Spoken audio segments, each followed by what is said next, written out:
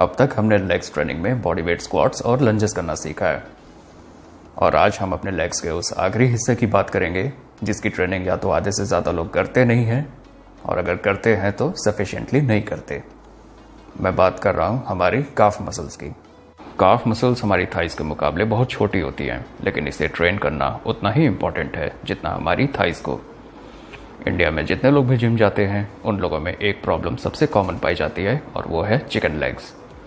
जिन लोगों में chicken legs होता है उनकी काफ मसल्स की साइज और स्ट्रेंथ दोनों ही कम होती है। जब हम ऊपर से नीचे जंप करते हैं तो जो पहला झटका होता है वो हमारी काफ्स और शिन पर आता है, और उसके बाद थाइस पर। जिन लोगों में काफ मसल्स सबसे कॉमनली स्ट्रांग पाई जाती है वो लोग हैं रनर्स, साइक्लिस्ट्स और सोल्जर्स। और ऐसा इसलिए क्योंकि ये लोग लेग्स की मूवमेंट सबसे ज़्यादा करते हैं।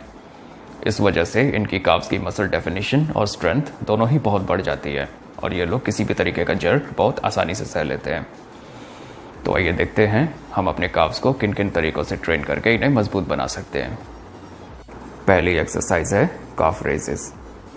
इस एक्सरसाइज को करने के लिए आपके पास एक सीढ़ी नुमा प्लेटफॉर्म होना चाहिए।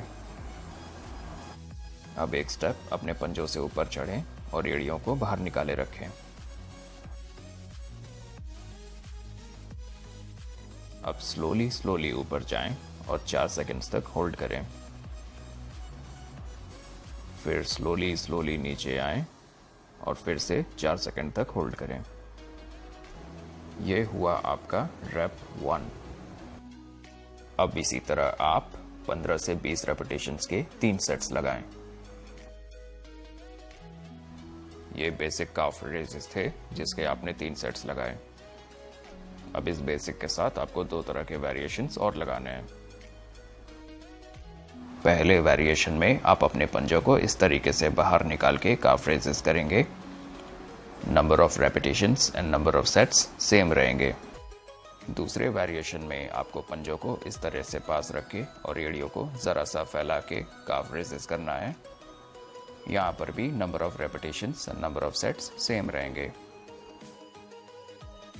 काफ रेजेस में अपने बैलेंस को बनाए रखने के लिए आप अपनी पास की रेलिंग या दीवार का सपोर्ट ले सकते हैं, लेकिन ध्यान रहे आपका वजन आपके पंजों पर ही रहे। वजन अगर पंजों पर से हटा तो इस एक्सरसाइज का आपको कोई बेनिफिट नहीं मिलेगा। इन तीनों वेरिएशंस को करने से हमारी काफ मसल्स के गैस्ट्रोक्नेमियस के दोनों lateral and medial heads, soleus और एक्लिस टेंडन मजबूत बनता है। जो नेक्स्ट एक्सरसाइज है वो आपने बचपन में बहुत किया होगा।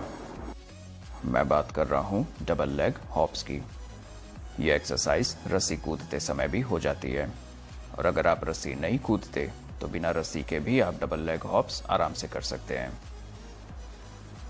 इसे करने के बाद आप चाहें तो सिंगल लेग हॉप्स भी कर सकते हैं, बशर्ते आपका बैलेंस ना बिगड़ता हो तो।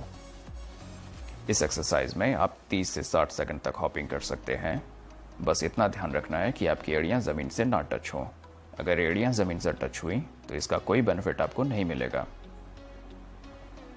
हॉपिंग करते समय अपने घुटनों को कभी लॉक मत कीजिएगा, वरना झटका आपके घुटनों में लगेगा। तो ये थी हमारी काफ मसल्स की एट होम एक्सरसाइजेस। अगर आपके पास कोई डाउट्स या क्वेश्चंस हैं तो आप कमेंट सेक्शन में पूछ सकते हैं। तब तक के लिए एक्सरसाइज कीजिए, मजबूत बनिए और सुरक्षित रहिए। For more fitness updates keep watching fitness for survival. जय हिंद।